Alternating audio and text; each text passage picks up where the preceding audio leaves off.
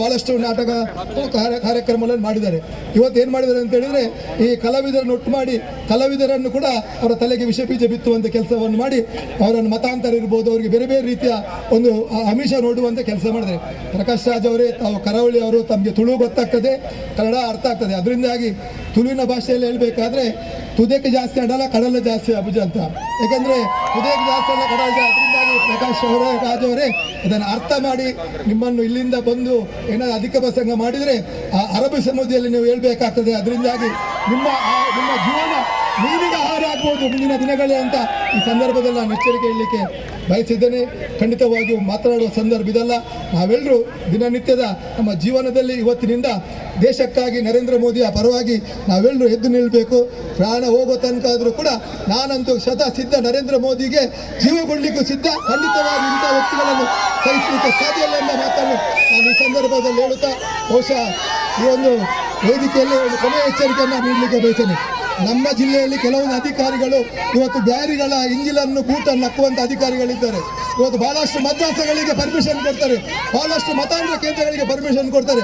ಖಂಡಿತವಾಗಿಯೂ ಯಾರ ಕುಮ್ಮಕ್ಕಿನಿಂದ ಈ ರೀತಿ ನೀವು ಅಕ್ರಮವಾಗಿ ನಮ್ಮ ಮದ್ರಾಸ್ ಇರ್ಬೋದು ಮತಾಂತರ ಕೇಂದ್ರಗಳಿಗೆ ಅನುಮತಿ ಕೊಟ್ಟರೆ ಒಂದಿನ ನಿಮ್ಮ ಮನೆಗೆ ನುಗ್ಗಿ ಯಾವ ರೀತಿ ಅದಕ್ಕೆ ಪ್ರತೀಕಾರ ಕೊಡಬೇಕಾಗ್ತದೆ, ಒಂದು ಪರಿಣಾಮ ನೀವು ಎದುರಿಸಬೇಕಾಗ್ತದೆ. ಅದರಿಂದಾಗಿ ಈ ಸಭೆಯ ಮೂಲಕ ದೇಶ ವಿರೋಧಿಗಳಿಗೆ ಸಹಕಾರ ನೀಡುವ ಅಧಿಕಾರಿಗಳಿಗೆ ಕೂಡ ಎಚ್ಚರಿಕೆ ನೀಡ್ತಾ ನನ್ನ ಮಾತನ್ನು ಮುಗಿಸ್ತೇನೆ. ಯಾವ ಇದು ಖಡಕ್ ಎಚ್ಚರಿಕೆ ನಾನು ಹೇಳಲಿಕ್ಕೆ ಬಯಸ್ತೇನೆ. ಬಹುಶಃ ವರ್ಷದ 10 ತಿಂಗಳು ಯಾವ್ಯಾವ ರಾಷ್ಟ್ರದಲ್ಲಿ ಟೋಟಲಿ ಡ್ರಗ್ ಅಡಿಕ್ಟ್ ಆಗಿ ಅವನದೇ ಲೋಕದಲ್ಲಿಲ್ಲದಂಥ ರಾಹುಲ್ ಗಾಂಧಿ ಇವತ್ತು ದೇಶವನ್ನು ಯಾವ ರೀತಿ ಮುನ್ನಡೆಸಬೇಕು, ಅದಕ್ಕೆ ಯಾವ ರೀತಿ ಸಹಕಾರ ಕೊಡಬೇಕೆಂಬ ಗೊತ್ತಿಲ್ಲದೆ ಇವತ್ತು ವಿದ್ಯಾರ್ಥಿಗಳ ಜೀವನದಲ್ಲಿ ವಿಷ ಬೀಜ ಮುತ್ತುವ ಮೂಲಕ ಕ್ರಾಪ್ರೋಚ್ಗಳಿಗೆ ಸೇರಿಕೊಂಡು ನಮ್ಮ ದೇಶದ ಪ್ರಧಾನಿಯನ್ನು ಟೀಕೆ ಮಾಡುವಂಥ ಕೆಲಸಕ್ಕೆ ಇವತ್ತು ರಾಹುಲ್ ಗಾಂಧಿ ಮುಂದಾಗಿದ್ದಾರೆ. ಬಹುಶಃ ರಾಹುಲ್ ಗಾಂಧಿ ಅವರಿಗೆ ಒಂದು ಮಾತನ್ನು ಈ ಒಂದು ವೇದಿಕೆ ಮೂಲಕ ಹೇಳಲಿಕ್ಕೆ ಬಯಸ್ತೇನೆ. ಇವತ್ತು ತಮಿಳುನಾಡಿನಲ್ಲಿ TVK ಪಕ್ಷ ಇವತ್ತು ಆಡಳಿತದಲ್ಲಿ ಉಂಟು. TVK ಪಕ್ಷ ಇವತ್ತು LTT ಪ್ರಭಾಕರನ್ನ ಒಂದು ಸಹಕಾರದೊಂದಿಗೆ ಅವರ 3 ಶಾಸಕರೊಂದಿಗೆ ಇವತ್ತು ಸರ್ಕಾರ ರಚನೆ ಮಾಡಿದರೆ, ಇವತ್ತು ರಾಜೀವ್ ಗಾಂಧಿ ಯಾರು? ರಾಹುಲ್ ಗಾಂಧಿ ಅಪ್ಪ. ರಾಹುಲ್ ಗಾಂಧಿ ಅವನ ಅಪ್ಪನನ್ನು ಕೊಂದ ಈ LTT ಪಕ್ಷದವರ ಜೊತೆಗೆ ಕೈ ಜೋಡಿಸಿದ್ರೆ ಅವನ ಮನಸ್ಥಿತಿ ಏನೆಂಬುದನ್ನು ಅರ್ಥ ಮಾಡಬೇಕು. ಇವತ್ತು ಇಂಥ ವ್ಯಕ್ತಿಗಳಿಂದ ನಮ್ಮ ದೇಶಕ್ಕೆ ಯಾವ ರೀತಿ ನ್ಯಾಯ ಕೊಡಲಿಕ್ಕಾಗುವುದು ಎಂಬುದನ್ನು ಅರ್ಥ ಮಾಡಬೇಕು. ಅದರಿಂದಾಗಿ ನಾವೆಲ್ಲ ಕಾರ್ಯಕರ್ತ ಬಂಧುಗಳೇ ತಕ್ಷಣ ನಮ್ಮ ನಿರ್ಧಾರಗಳನ್ನು ನಾವು ಬದಲಾಯಿಸಿ ಈ ಕಾಕ್ರೋಚ್ ಇರ್ಬೋದು, ಅದಕ್ಕೆ ಬೆಂಬಲ ನೀಡುವಂಥ SDP ಇರ್ಬೋದು, ಇತರ ರಾಷ್ಟ್ರ ವಿರೋಧಿ ಯಾರು ಸಂಘಟನೆಗಳಿದೆ ಅದರ ಜೊತೆಗೆ ಕಾಂಗ್ರೆಸ್ ಅನ್ನು ಕಿತ್ತೊಯ್ಯುವಂಥ ಒಂದು ಕೆಲಸವನ್ನು ನಾವು ಮಾಡಿದರೆ ಮಾತ್ರ ನಮ್ಮ ದೇಶದಲ್ಲಿ ನಾವು ನೆಮ್ಮದಿಯಿಂದ ಬಾಳಲಿಕ್ಕೆ ಸಾಧ್ಯ ಉಂಟು.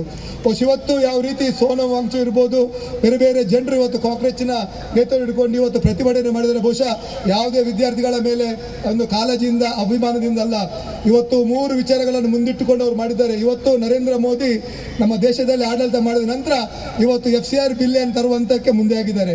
ಇವತ್ತು ಈ ಇಬ್ಬರು ವ್ಯಕ್ತಿಗಳು, ಅಭಿಷೇಕ್ ಇರ್ಬೋದು, ಸೋನಂ ಕಾಕ್ರೋಚ್ ನಮ್ಮ ವಾಂಗ್ಚುಕ್ ಇರ್ಬೋದು, ಇವತ್ತು ಅವರು ಫಾರಿನ್ ಫಂಡಿಂಗ್ನ ಮೂಲಕ ಇವತ್ತು ದೇಶ ವಿರೋಧಿ ಸಂಘಟನೆಗಳಿಗೆ ಫಂಡಿಂಗ್ ಮಾಡಿ ಇವತ್ತು ನಮ್ಮ ದೇಶದಲ್ಲಿ ಅಜಾಗ್ರತೆ ಇರ್ಬೋದು, ದೊಂಬಿ ಗಲಭೆಗಳನ್ನು ಸೃಷ್ಟಿ ಮಾಡುವಂಥ ಕೆಲಸ ಮಾಡ್ತಾರೆ. ಆದರೆ FCR ಬಿಲ್ನ ಮೂಲಕ ಅದಕ್ಕೆ ಕಡಿವಾಣ ಹಾಕ್ಲಿಕ್ಕೆ ಹೋಗಿ ಇವತ್ತು ಅವರಿಗೆ ಹಣಗಳ ವ್ಯವಸ್ಥೆಗಳಾಗ್ತಿಲ್ಲ. ಹಣದ ಕೊರತೆಯಿಂದ ಇವತ್ತು ಅದನ್ನು ಬಿಲ್ಲನ್ನು ಪಾಸ್ ಮಾಡಬಾರ್ದು, ಆ ಮೂಲಕ ನರೇಂದ್ರ ಮೋದಿಗೆ ಒಂದು ಕಟ್ಟೆ ಹಾಕಬೇಕೆಂಬ ಉದ್ದೇಶ ಇಟ್ಕೊಂಡು ಇವತ್ತು ನೀಟ್ ವಿಚಾರದಲ್ಲಿ ಇವತ್ತು ಪ್ರತಿಭಟನೆ ಮಾಡ್ತಿದ್ದಾರೆ. ಖಂಡಿತವಾಗಿಯೂ ನೀಟ್ನಿಂದ ಆದ ಒಂದು ವ್ಯತ್ಯಾಸವನ್ನು 25 ದಿನ ಹಿಂದೆ ರಾಹುಲ್ ಗಾಂಧಿಗೆ ಮಾತಾಡ್ಬೋದಿತ್ತು. ಆದರೆ ರಾಹುಲ್ ಗಾಂಧಿ ಯಾವ ನಶೆದಲ್ಲಿದ್ದಾರೆ ಅಂತ ಅವ್ರಿಗೆ ಗೊತ್ತಿರಲಿಲ್ಲ. ಭಾರತಕ್ಕೆ ವಾಪಸ್ ಬಂದ ನಂತರ ಅವ್ರಿಗೆ ಗೊತ್ತಾಯ್ತು ಇವತ್ತು ಕಾಕ್ರೋಚ್ ಪಕ್ಷದವರು ಇವತ್ತು ಪ್ರತಿಭಟನೆ ಮಾಡ್ತಿದ್ದಾರೆ ಅಂತ. ಅದರಿಂದಾಗಿ ನೀಟ್ ವಿಚಾರವನ್ನು ಸರಿಯಾಗಿ ನಿಭಾಯಿಸುವಂಥ ಕೆಲಸ ನಮ್ಮ ದೇಶದ ಪ್ರಧಾನಿ ಮಾಡಿದ್ದಾರೆ. ನೀಟ್ ಪರೀಕ್ಷೆಗೆ ಯಾರೆಲ್ಲ ಹಾಜರಾಗಿ ಉತ್ತೀರ್ಣರಾಗಿದ್ದಾರೆ ಬಹುಶಃ ಅವರೆಲ್ಲ ವಿದ್ಯಾರ್ಥಿಗಳು ಬಹಳ ಸಂತೋಷದಿಂದ ಇವತ್ತು ಇಂಜಿನಿಯರಿಂಗ್ ಇರ್ಬೋದು, ಪ್ಯಾರಾಮೆಡಿಕಲ್ ಇರ್ಬೋದು, ಡಾಕ್ಟರ್ಸಿಗೆ ಇವತ್ತು ಅರ್ಜಿಗಳನ್ನು ಹಾಕಿ ಅವರದೇ ಕೆಲಸ ಕೇಳಿದ್ದಾರೆ. ಆದರೆ 95% ಮಿಕ್ಕಿದ ಯಾರು ಪ್ರತಿಭಟನೆ ಇದ್ದಾರಲ್ಲ ಬಹುಶಃ ಅವ್ರು ಯಾರು ವಿದ್ಯಾರ್ಥಿಗಳಲ್ಲ. ಅವರ ಇಡೀ ದಾಖಲೆಗಳನ್ನು ಜಾತಕಗಳನ್ನು ತೆಗೆದ್ರೆ ನಮಗೆ ಮುಂದಿನ ಗೊತ್ತಾಗ್ತದೆ. ಅದರ ಜೊತೆಗೆ ಈ ಇಬ್ಬರು ವ್ಯಕ್ತಿಗಳು ಕೂಡ ಈ ಟೆರರ್ ಸಂಘಟನೆಯ ಸಹಕಾರದೊಂದಿಗೆ ಈ ರೀತಿ ಅಜಾಗ್ರತೆಯನ್ನು ಸೃಷ್ಟಿ ಮಾಡುವಂಥ ಕೆಲಸವನ್ನು ಮಾಡ್ತಾ ಅದರಿಂದಾಗಿ ಇವತ್ತಿನ ದಿನ ಈ ದಿನವನ್ನು ನೀವು ಮಾರ್ಕ್ ಮಾಡಿ ಖಂಡಿತವಾಗಿ ಒಂದು 100 ದಿನ ಒಳಗೆ ಆ ಪ್ರತಿಭಟನೆಯಲ್ಲಿ ಯಾರೆಲ್ಲ ಭಾಗವಹಿಸಿದ್ದಾರೆ ಅವ್ರ ಇಡೀ ಜಾತಕವನ್ನು ಬಯಲು ಮಾಡುವ ಮೂಲಕ ಯಾರು ದೇಶ ಪ್ರೇಮಿಗಳು, ಯಾರು ದೇಶ ದ್ರೋಹಿಗಳು, ಯಾರು ವಿದ್ಯಾರ್ಥಿಗಳ ಪರವಾಗಿದ್ದಾರೆ, ಯಾರು ವಿದ್ಯಾರ್ಥಿಗಳ ವಿರೋಧ ಆಗಿದೆ ಎಂಬುದನ್ನು ಸಾಬೀತುಪಡಿಸುವಂಥ ಕೆಲಸ ನಮ್ಮ ನೆಚ್ಚಿನ ಪ್ರಧಾನಿ ನರೇಂದ್ರ ಮೋದಿ ಅವರು ಮಾಡಲಿಕ್ಕಿದ್ದಾರೆ ಎಂಬ ಮಾತನ್ನು ನಾನು ಈ ಸಂದರ್ಭದಲ್ಲಿ ಬಯಸ್ತೇನೆ. ಇದರಿಂದ ಅವರಿಗೆ ಯಾವುದೇ ಆಗುವಗಳನ್ನು ಚಿಂತನೆ ಮಾಡುವಂಥ ಶಕ್ತಿ ಇಲ್ಲ. ಅದರಿಂದಾಗಿ ರಾಹುಲ್ ಗಾಂಧಿಗೆ ಈ ಮಣ್ಣಿನ ಮೂಲಕ ಎಚ್ಚರಿಕೆಯನ್ನು ಕೊಡ್ತೇವೆ. ಈ ರೀತಿಯ ನಾಟಕವನ್ನು ಮಾಡಿದರೆ ಖಂಡಿತವಾಗಿ 97ರಲ್ಲಿ ಬಾಬ್ರಿ ಮಸೀದಿಯ ಒಂದು ವಿಚಾರದಲ್ಲಿ ನಮ್ಮ ಭಾವನೆಗೆ ಧಕ್ಕೆ ಬಂದಾಗ ನಮ್ಮ ಕಾರ್ಯಕರ್ತರು ಯಾವ ರೀತಿ ಹೋಗಿ ಆ ಬಾಬ್ರಿ ಮಸೀದಿ ಧ್ವಂಸ ಮಾಡಿದ್ರು, ಬಹುಶಃ ಅದೇ ರೀತಿ ಕಾಂಗ್ರೆಸ್ ಇರ್ಬೋದು, ರಾಹುಲ್ ಗಾಂಧಿ ವಂಶವನ್ನು ಧ್ವಂಸ ಮಾಡುವ ಕೆಲಸ ನಾವೆಲ್ಲರೂ ಕಾರ್ಯಕರ್ತರು ಮಾಡಲಿಕ್ಕೆ ಮುಂದೆ ಇದ್ದಾರೆ ಅಂತ ಈ ಸಂದರ್ಭದಲ್ಲಿ ರಾಹುಲ್ ಗಾಂಧಿ ಅವರು ಇಡೀ ತಂಡಕ್ಕೆ ಎಚ್ಚರಿಕೆಯನ್ನು ಕೊಡಲಿಕ್ಕೆ ಬಯಸ್ತೇನೆ. ಅದರ ಜೊತೆಗೆ ನಮ್ಮ ಉಡುಪಿಯಲ್ಲಿ ಕೆಲವೊಂದು ಕಾಕ್ರೋಚ್ಗಳು ಇವತ್ತು ಪ್ರತಿಭಟನೆ ಮಾಡಿದರು. ಆ ಕಾಕ್ರೋಚ್ಗಳ ಬಗ್ಗೆ ನಾನು ಮಾತಾಡಿ, ಯಾಕೆಂದರೆ 100 ರೂಪಾಯಿ ಬೇಗ ಒಂದು ಸ್ಪ್ರೋ ಇದ್ರೆ ಸಾಕು, ಅವರನ್ನು ಓಡಿಸಲಿಕ್ಕೆ ಆಗ್ತದೆ. ಅದರಿಂದಾಗಿ ಮಣಿಪಾಲದಂಥ ಒಂದು ಶಿಕ್ಷಣ ಸಂಸ್ಥೆ ಇಡೀ ವಿಶ್ವದಲ್ಲಿ ಭಾಳ ಒಂದು ಹೆಸರುವಾಸಿಯಾಗಿದೆ. ನಮಗೆಲ್ಲಿಗೆ ಭಾಳ ಗೌರವ ಉಂಟು. ಮಣಿಪಾಲ್ ನಮ್ಮ ಜಿಲ್ಲೆಯಲ್ಲಿ ಬರ್ತದೆ, ಶಿಕ್ಷಣದ ಕಾಶಿ ಅಂತ. ಬಹಳಷ್ಟು ವಿದ್ಯಾರ್ಥಿಗಳು, ಸುಮಾರು 25,000 ಮಿಕ್ಕಿದ ವಿದ್ಯಾರ್ಥಿಗಳು ಪ್ರತಿ ವರ್ಷ ಅಲ್ಲಿ ಬಂದು ಶಿಕ್ಷಣವನ್ನು ಪಡಿತಾರೆ. ಭಾಳ ಗೌರವದಿಂದ ವಿದ್ಯಾರ್ಥಿಗಳಿಗೆ ಸ್ವಾಗತಿಸ್ತೇವೆ, ಅವರಿಗೆ ಸಹಕಾರ ಮಾಡ್ತಾರೆ. ಆದರೆ ಮೊನ್ನೆ ದಿನ ಆ ವಿದ್ಯಾರ್ಥಿಗಳನ್ನು ಬಳಸಿ ಕೆಲವೊಂದು ಫ್ಯಾಕಲ್ಟಿಗಳು, ಯಾರು ಕೇರಳ ಮೂಲದವರು, ತಮಿಳುನಾಡು ಮೂಲದ ಫ್ಯಾಕಲ್ಟಿಗಳು ಅವರು ವಿದ್ಯಾರ್ಥಿಗಳನ್ನು ಅವರ ತಲೆಗೆ ವಿಷಬೀಜವನ್ನು ಬಿತ್ತುವ ಮೂಲಕ, ಕೇವಲ ವಿಷಬೀಜ ಬಿತ್ತುವಲ್ಲ, ಇವತ್ತು ಡ್ರಗ್ಸ್ ಅನ್ನು ಸಪ್ಲೈ ಮಾಡುವಂಥದ್ದು ಯಾರು ಮಣಿಪಾಲ್ದಿದ್ರೆ ಆ 7 ಜನ ಫ್ಯಾಕಲ್ಟಿಗಳಂತ ಹೇಳಲಿಕ್ಕೆ ಬಯಸ್ತಾರೆ. ಅವರ ಪಟ್ಟಿಯನ್ನು ಕೂಡ ತಕ್ಷಣ ಬಿಡುಗಡೆ ಮಾಡ್ತೇವೆ.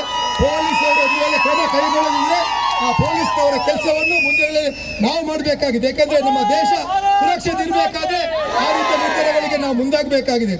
ಅದರಿಂದಾಗಿ ತಾವು ನೋಡಿರ್ಬೋದು, ಆ ಪ್ರತಿಭಟನೆಯಲ್ಲಿ 4 ಜನ ವಿದ್ಯಾರ್ಥಿಗಳು ಯಾವ ರೀತಿ ಪೊಲೀಸರ ಮೇಲೆ ಒಂದು ಅವರ ಕರ್ತವ್ಯ ಗಡ್ಡಿ ಮಾಡಿ, ಯಾವ ರೀತಿ ನಮ್ಮ ರಾಷ್ಟ್ರ ಧ್ವಜ ಹಿಡ್ಕೊಂಡು ಯಾವ ರೀತಿ ಪೊಲೀಸರಿಗೆ ಲಾಠಿ ತನ್ನಿ ಹೊಡೀರ ಅಂತ ಹೇಳ್ತಾರೆ. ಬಹುಶಃ ಆ ವಿಚಾರಕ್ಕೆ ಒಬ್ಬ ಲೆಕ್ಚರರ್ ನೀವು ಈ ರೀತಿ ಮಾಡಿದರೆ ತಮಗೆ 10 ಲಕ್ಷ ಪ್ರೈಸನ್ನು ಘೋಷಣೆ ಮಾಡಿದ್ದಾರೆ. ಬಹುಶಃ ಅದನ್ನು ಪತ್ತೆ ಹಚ್ಚುವಂಥ ಕೆಲಸ ಇವತ್ತು ನಮ್ಮ ಪೊಲೀಸ್ ಇಲಾಖೆಯವರು ಮಾಡಬೇಕಿತ್ತು.